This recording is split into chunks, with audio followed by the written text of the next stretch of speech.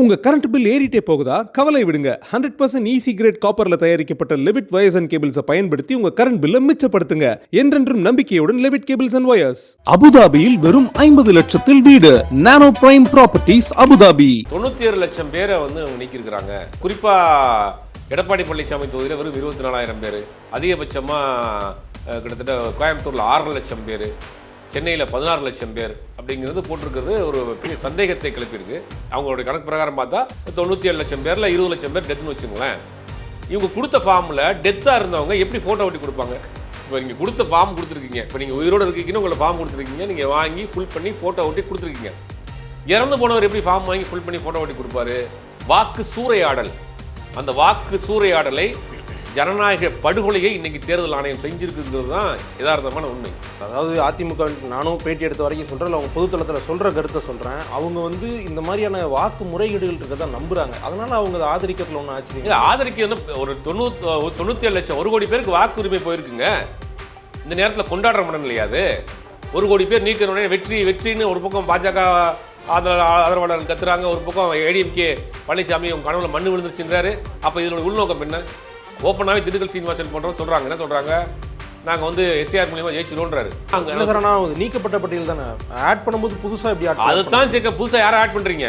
முதலமைச்சர்களுடைய இந்த குளத்தூர் தொகுதி அதுலேயுமே வந்து கணிசமான வாக்குகள் வந்து வாக்காளர்கள் வந்து தகுதி நீக்கம் செய்யப்பட்டிருக்காங்க அப்படின்ற தகவலும் வருது. இது வந்து இம்பாக்ட் பண்ணுமா தேர்தல்? கண்டிப்பாக இம்பாக்ட் பண்ணணும்ல. 10% 10% மேக்ஸிமம் வந்து அவங்க கை வைக்கிறாங்க.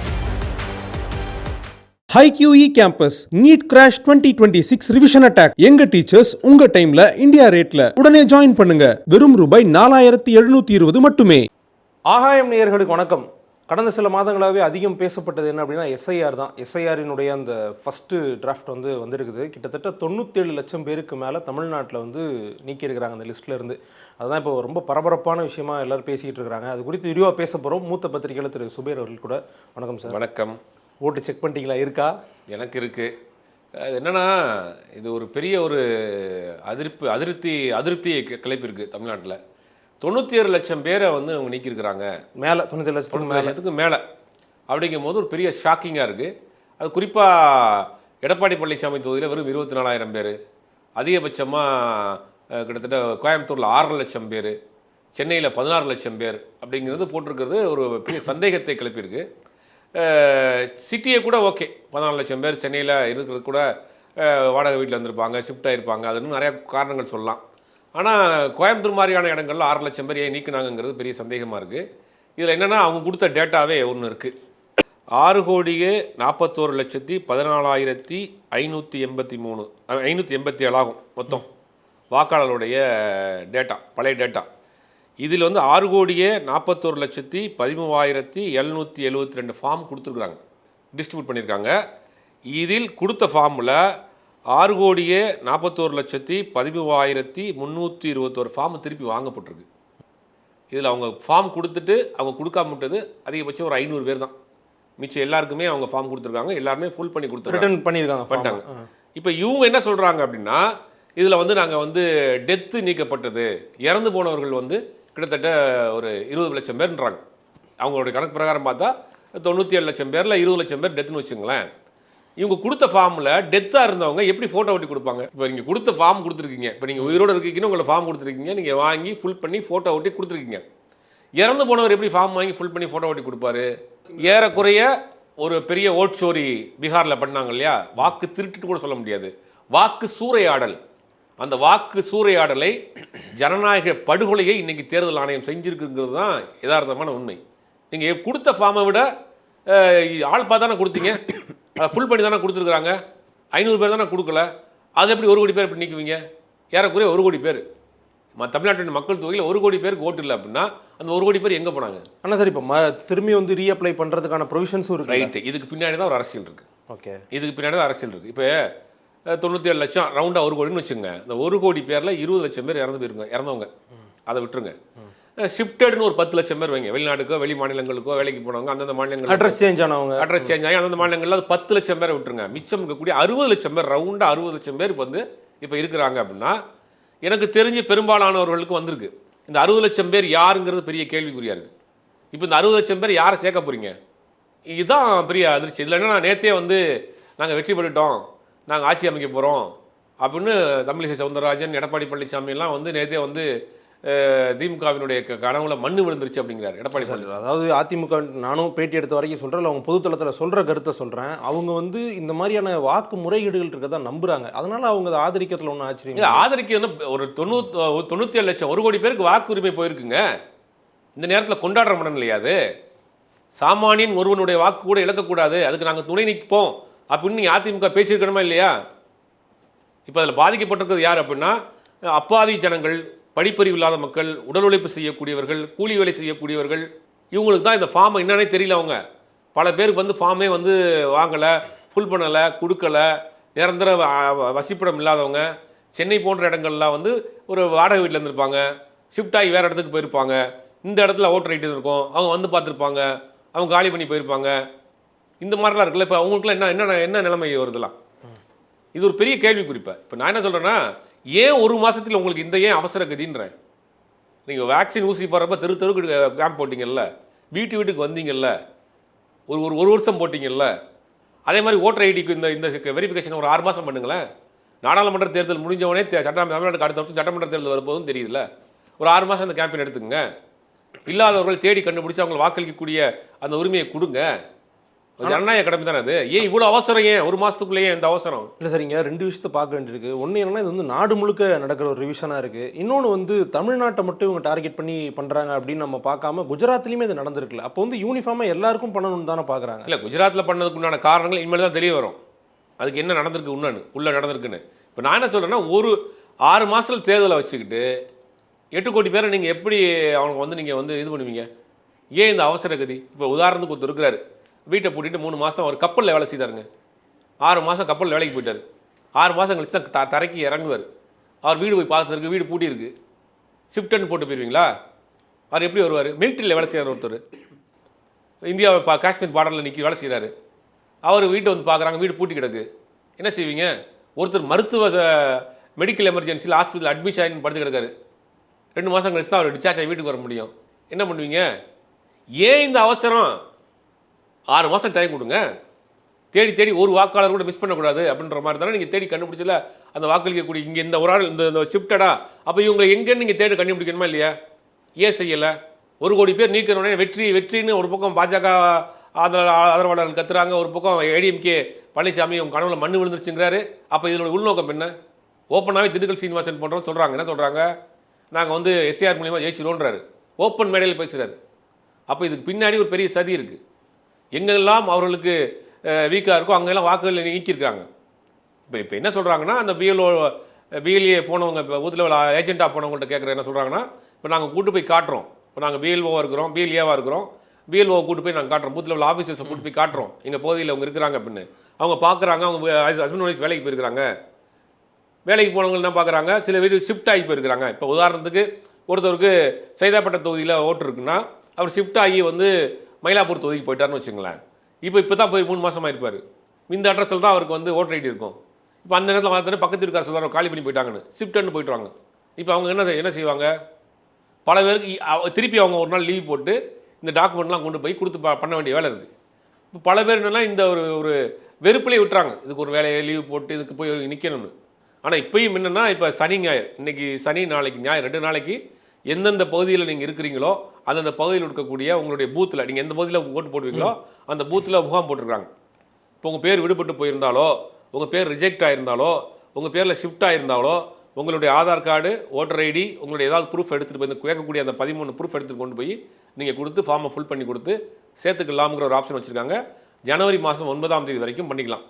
அது மட்டும் இல்லாமல் புதிதாக 18 வயது பூர்த்தி அடைந்தவர்கள் கடந்த வர்ற 1ஆம் தேதி 1/1/2026 அன்று 18ஆம் தேதி முடிஞ்சவங்க நீங்கள் 2ஆம் தேதியே போய் உங்களுடைய ஆதார் கார்டை கொண்டு போய் கொடுத்து நீங்கள் வாக்காளருடைய அடையாள அட்டையை வாங்கிக்கலாம். அதுக்கு ஃபார்ம் 6ன்னு ஒன்று கொடுக்குறாங்க. இதெல்லாம் ஜனவரி மாதம் 3ஆம் தேதி வரைக்கும் நடக்குது. ஆன்லைன்லேயும் பண்ணலாம். இப்போ வெளிநாட்டில் இருக்கிறாங்க, இப்போ நீங்கள் அப்ளை பண்ணியிருக்கீங்க, உங்களுடைய ஓட்டர் ஐடி வந்து உங்களுக்கு தெரியலை, எப்படி பார்க்கணும்னு தெரியல, வெளி மாநிலத்தில் இருக்கீங்க, எப்படி கண்டுபிடிக்கணும்னு தெரியலனா ஓட்டர் ஹெல்ப்லைன்னு ஒரு ஆப் இருக்குது. அந்த ஆப்பை வந்து கூகுள் ஸ்டோர்லேயோ ப்ளே ஸ்டோர்லேயோ எதுலேயோ ஒன்றில் நீங்கள் போனீங்கன்னா ஓட்டர் ஹெல்ப்லைன் அந்த ஆப்பை வந்து டவுன்லோட் பண்ணிக்கணும். டவுன்லோட் பண்ணிவிட்டு உங்களுடைய பழைய ஓட்டர் ஐடி நம்பர் இருக்கு இல்லையா, அந்த நம்பரை நீங்கள் என்ட்ரி போட்டு எந்த ஸ்டேட்டுன்னு கிளிக் பண்ணிங்கனாலே நீங்கள் புதுசாக ஃபார்ம் கொடுத்துருந்தீங்கன்னா உங்களுக்கு இருக்குதா இல்லையாங்கிறது தெரிஞ்சிடும். சப்போஸ் வெளிநாடுகளில் இருக்கிறவங்க, வெளியூரில் இருக்கிறவங்க, வெளி மாநிலத்தில் இருக்கிறவங்க இல்லாதவர்கள் உங்களோட அருகாமையில் இருக்கக்கூடிய நீங்கள் ஓட்டு போடக்கூடிய பூத்தில் போய் நீங்கள் திருப்பி கொடுத்து சேர்த்துக்கலாம். ஆனால் இதெல்லாமே வந்து ஜனவரி மாதம் 9ஆம் தேதி டெட் எண்டு, அதுக்குள்ளே நீங்கள் பண்ணிடணும்.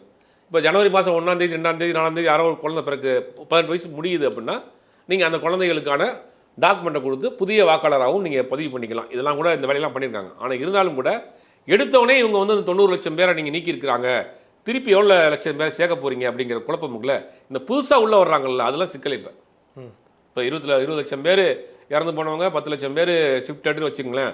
மிச்சம் கொடுக்கக்கூடிய 60 லட்சம் பேர் யார்? உண்மையிலேயே வாக்காளர்களா இல்லை புதிய வாக்காளர்கள் சேர்க்க போகிறீங்களா?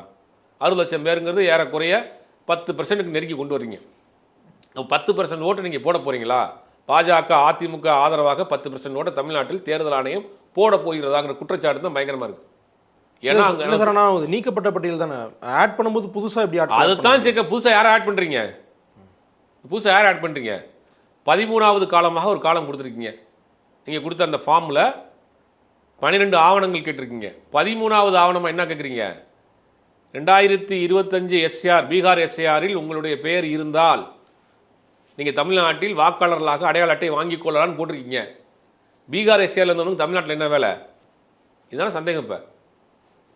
இப்போ அது ஏதோ ஒரு திட்டத்தோடு தான் நீங்கள் பண்ணுறீங்க. ஒரு சதி திட்டம் உள்ள இருக்குது. தமிழ்நாட்டில் 10% வாக்குகளை தேர்தல் ஆணையத்தோடு பாஜக அதிமுக கூட்டணிக்கு போடுறதுக்கு நீங்கள் தயாராகிட்டீங்க. இது ஒரு பெரிய ஜனநாயக படுகொலையை பண்ணிகிட்ருக்கீங்க. அதாவது என்னெல்லாம் வாக்காளர்களுக்கு வேட்பாளரை தேர்ந்தெடுக்கிறதுக்கு போல வேட்பாளர் தான் வாக்காளரை தேர்ந்தெடுக்கக்கூடிய நிலைமை இன்றைக்கி வந்துருச்சு. இன்றைக்கி அந்த மாதிரி தான் இன்றைக்கி போய்கிட்டு இருக்கு. அப்போ இது வந்து ஒரு தேர்தல் ஆணையம் ஒருதலை பட்சமாக போய்கிட்டே இருக்குங்கிறதுல மேலும் மேலும் காட்டிகிட்டே இருக்குது. அதிமுக பாஜக அவங்களோட நிலைப்பாடை வந்து தெளிவாக சொல்லிட்டாங்க. இது ஆரம்பத்திலேருந்து எதிர்த்துட்டு இருந்தாங்க திமுக. அவங்களுடைய நிலைப்பாடு இல்லை அடுத்த கட்ட செயல்பாடு என்னவா இருக்குது சார்? இல்லை, அடுத்த கட்ட ஜனநாயக ரீதியாக அந்த விடுபட்ட போனவர்களை தேடி கண்டுபிடித்து அவர்களை வாக்காளர்களாக ஆக்கக்கூடிய வேலையை செய்யணும். ரொம்ப கண்காணிக்க வேண்டிய விஷயம், புதிய வாக்காளர்கள் யாரை சேர்க்குறீங்க? இனிமேல் தான் டேஞ்சரே. இப்போ நீக்கிட்டாங்க இல்லையா? இப்போ நமக்கு ஓட்டு இருந்தால் போதுன்னு போய் சேர்ப்பாங்க. எனக்கு தெரிஞ்சு இந்த 60 லட்சம் பேர் யாருங்கிறது பெரிய கேள்விக்குறியாக இருக்குது. இப்போ அங்கே ஒன்று இங்கே ஒன்று இங்கே ஒன்றுமா தான் இருக்குது. ஆனால் புதுசாக சேர்க்க போகிறாங்கல்ல, இந்த புதுசாக சேர்க்குறத தான் அவங்க வந்து புதிய வாக்காளர்கள், போலி வாக்காளர்கள், வட இந்திய வாக்காளர்கள் கொண்டு வந்து சேர்க்க போகிறாங்க. 10% குறைஞ்சபட்சம் 50 லட்சம் ஓட்டு புதிய ஓட்டை போட போகிறாங்க தமிழ்நாட்டில். அது பாஜக ஆதரவான ஓட்டை சேர்க்க போகிறாங்க தேர்தல் ஆணையம். பீகாரில் பண்ண வேலையை, மகாராஷ்டிராவில் பண்ண வேலையை தமிழ்நாட்டில் தேர்தல் ஆணையத்தின் துணையோடு, எஸ்ஐஆரின் துணையோடு செய்ய போகிறாங்க. அதனால் நேற்றே வந்து பார்த்தா அவங்க ஜெயிச்ச மாதிரி வெற்றி விழா கொண்டாடிட்டு இருக்காங்க அதிமுக பாஜக நிர்வாகி. அப்போ இதுக்கு வந்து கவனமாக இருக்க வேண்டியது தமிழ்நாட்டு மக்கள் மட்டும் இல்லை, எதிர்க்கட்சிகள் தான். ஒரு யார் வேணாலும் வரட்டும். ஆனால் யார் வரணுங்கிற தேர்ந்தெடுக்கக்கூடிய உரிமையை கூட இன்னைக்கு கேள்விக்குறியாக இருக்கே. அதுதான் ரொம்ப ஆபத்தான விஷயமா பார்க்கப்படுது. இந்த இதை வந்து எதிர்க்கட்சிகள் வந்து ரொம்ப கவனமாக கையாள வேண்டிய விஷயம். இது வரைக்கும் நடந்ததுலாம் பிரச்சனை இல்லை. இனிமேல் தான் ரொம்ப ரொம்ப ரொம்ப ரொம்ப வெரி வெரி இம்பார்ட்டண்ட்டாக பார்க்க வேண்டிய விஷயம் என்னென்னா, இனி யாரை நீங்கள் உள்ளே கொண்டு வரீங்க, அந்த உள்ளே கொண்டு வரக்கூடிய ஆட்கள் யார், அவருடைய பேக்ரவுண்ட் என்னங்கிறத இனிமேல் தான் ரொம்ப கண்காணிக்க வேண்டிய விஷயமா இருக்குது. ஓகே சார், மற்ற மாநிலங்கள்லையும் எஸ்ஐஆர் வந்து செயல்படுத்தப்பட்டது. அதில் இருக்கிறதுலே அதிகமாக வந்து தமிழ்நாட்டில் தான் போயிருக்கு அப்படின்னு ஒரு கருத்து இருக்குது. இல்லை எல்லா மாநிலத்திலையும் நடந்த மாதிரி தான் தமிழ்நாட்டிலையும் நடக்குது அப்படின்னு ஒரு கருத்து இருக்குது. இல்லை, பீகார்லேயே அவங்களுக்கு 50 லட்சம் பேர் தானே வந்துச்சு. தமிழ்நாட்டில் 96 லட்சம் பேர், 1 கோடி பேரை மொத்தத்துக்கு நீக்கியிருக்கீங்களே. சரி, சென்னை கோயம்புத்தூர் பகுதியில் கூட நீங்கள் ஓரளவுக்கு ஓகே, சிட்டி ஷிஃப்டட் நிறையா இருக்கும், வேறு வேறு வீடுகளுக்கு போயிருப்பாங்கன்னு சொல்லலாம். மற்ற அடுத்த செகண்ட் கிளாஸ் சிட்டிலையும் நீங்கள் பண்ணியிருக்கீங்களே, செகண்ட் டியர் சிட்டிலையும் பண்ணியிருக்கீங்களே. அப்போல்லாம் அங்கே எப்படி தெரியும் ஒரு தெருவில் யார் இருக்காங்கிறது? காலங்காலமாக இருக்கிறவங்களுக்கு தெரிஞ்சிருமே. அங்கே எப்படி நீக்கினீங்க? எப்படி அது ரேண்டமாக நீக்கியிருக்கிறாங்கன்ற மாதிரி தகவல் சொல்கிறாங்க. இப்போ இதெல்லாம் குழப்பமாக இருக்குது. அரசியல் கட்சிகளும் பொதுமக்களும் விழிப்புணர்வோடு இருக்கணும். சார், நீங்கள் ஆரம்பத்திலே சொன்னீங்க இபிஎஸ் அவர்களுடைய தொகுதியில் வந்து இவ்வளோ வாக்குகள் போயிருக்கு அப்படின்ட்டு. இன்னொரு நோட்டபிளான தொகுதி என்ன அப்படின்னா, முதலமைச்சர்களுடைய இந்த குளத்தூர் தொகுதி. அதுலேயுமே வந்து கணிசமான வாக்குகள் வந்து வாக்காளர்கள் வந்து தகுதி நீக்கம் செய்யப்பட்டிருக்காங்க அப்படின்ற தகவலும் வருது. இது வந்து இம்பாக்ட் பண்ணுமா தேர்தல்? கண்டிப்பாக இம்பாக்ட் பண்ணணும்ல. 10% மேக்ஸிமம் வந்து அவங்க கை வைக்கிறாங்க. அவங்க டார்கெட் வந்து 18% நாங்கள் கணக்கு சொல்கிறாங்க. பாஜக 2024 நாடாளுமன்ற தேர்தலில் வாங்கின வாக்குகள் 18%. அந்த 18% எப்படி வாங்கினாங்கிறது பல கதை இருக்குது. டிடி தினகரனுடைய வாக்கு, ஓபிஎஸ் உடைய வாக்கு, அப்புறம் ஏசி சண்முகத்தினுடைய வாக்கு, தேவநாதனுடைய வாக்கு, இந்த ஓட்ஸ் எல்லாம் நீங்கள் கால்குலேட் பண்ணிங்கன்னா அதுவே கிட்டத்தட்ட 10 லட்சம் ஓட்டு மேலே வாங்குறாங்க. பாஜக வாங்கின ஓட்டுங்கிறப்போ தமிழ்நாட்டை பொறுத்த வரைக்கும் 6-7% தான். இப்போ பாஜகக்குள்ள குழப்பம் இருக்குது, அதிமுக பாஜக கூட்டணிகளில் குழப்பம் இருக்குது. அதெல்லாம் மிஞ்சி போனால் தமிழ்நாட்டில் பாஜகவிற்கு 6% மேலே வாக்கு வங்கியே கிடையாது.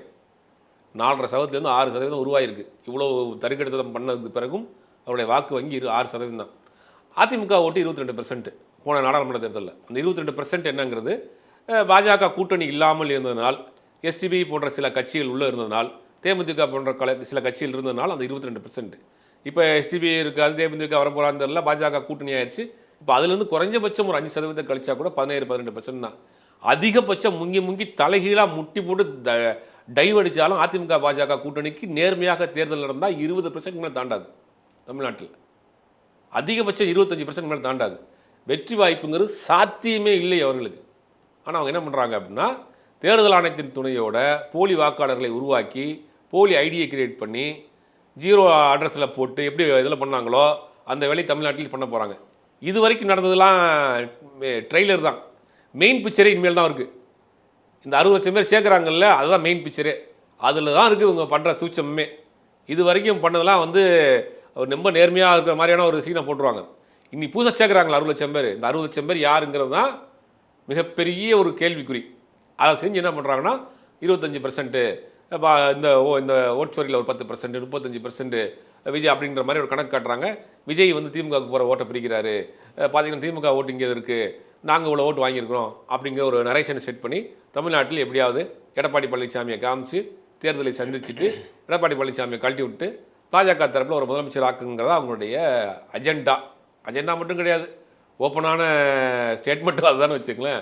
எங்கே போனாலும் அமித்ஷா திரும்ப அதான் சொல்கிறார், தமிழ்நாட்டில் திமுகவை தொடச்செறிவோம், தேசிய ஜனநாயக கூட்டணி ஆட்சி அமைப்போம், தேசிய ஜனநாயக கூட்டணி ஆட்சி அமைப்போம். ஒரு நாளும் அதிமுகவை ஆட்சி கட்டிலில் உட்கார வைப்போம்னு சொன்னதே இல்லை. எடப்பாடி பழனிசாமி முதலமைச்சர் ஆகணும்னு சொன்னதே கிடையாது. ஆனால் தேசிய ஜனநாயக கூட்டணி ஆட்சி அமைப்போம். தமிழ்நாட்டில் இவர் ராகுல் காந்தி போய் வராடியாக பேசுகிறார், அதாவது தமிழ்நாட்டில் இந்தியா கூட்டணி ஆட்சி அமைக்க சொல்கிறாரா? ஏன் இவங்க திரும்ப என்டிஏன்னு பேசிட்டே இருக்காங்க? என்டிஏ ஆட்சி தமிழ்நாட்டில் என்டிஏன்னா யாரு? பிஜேபி தான். என்டிஏல பெரிய மேஜர் பார்ட்டிலாம் கட்சி கிடையாது, ஒரு சில கட்சிகள் தவிர எதுவும் கிடையாது. அப்போ தமிழ்நாட்டில் பாஜக ஆட்சியை கொண்டு வருவதற்கு இந்த எஸ்ஆர்ஐ துணையோடு அவங்க முயற்சி செய்கிறார்கள். தமிழ்நாட்டு மக்கள் ரொம்ப தெளிவோடு இருக்கணும். இந்த நேரத்தில் விஜய்னு ஒருத்தர் கேரக்டர் ஊழியில் வந்துக்கிட்டு பல பேர் என்ன சொல்கிறாங்கன்னா, அவர் புதுசாக வந்திருக்காரு, மாற்றத்தை கொண்டு வந்துடுவார். விஜய்க்கு போடக்கூடிய ஓட்டும் அதிமுக பாஜகவுக்கு போடக்கூடிய ஓட்டும் ஒன்று. நீங்கள் விஜய்க்கு போடுறது பாஜகவை உள்ளே வர்றதுக்கு நீங்கள் வழி விடுறீங்க, வழியை கிளியர் பண்ணி கொடுக்குறீங்க, உங்கள் வாக்குகளை சிதறடிக்கிங்கிறது தான் பிளான். அவங்களுடைய பிளான் அதிமுக பாஜக எதிரான வாக்குகளை விஜய் கேப்சர் பண்ண போகிறாரு.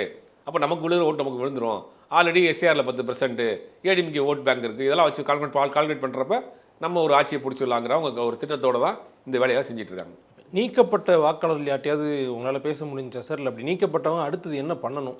நீக்கப்பட்ட வாக்காளர்களுக்கு ஒன்றும் அச்சப்பட தேவையில்லை.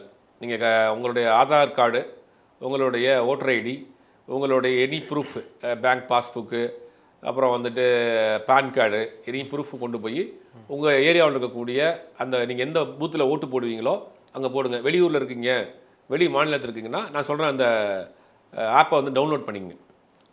அந்த டவுன்லோட் பண்ணி கூகுள் ப்ளே ஸ்டோரில் இருக்குது, டவுன்லோட் பண்ணி அதை நீங்கள் ஸ்கேன் பண்ணி அப்ளை பண்ணலாம். ஆன்லைன்லேயே பண்ணலாம். உங்களுக்கு ஓடிபி நம்பர் வரும், அதை நீங்கள் ஃபாலோ பண்ணிக்கலாம். அதுலேயும் உங்களுக்கு டவுட் இருந்துச்சுன்னா திருப்பி நீங்கள் அது மாதிரி வெரிஃபிகேஷனும் பண்ணலாம்.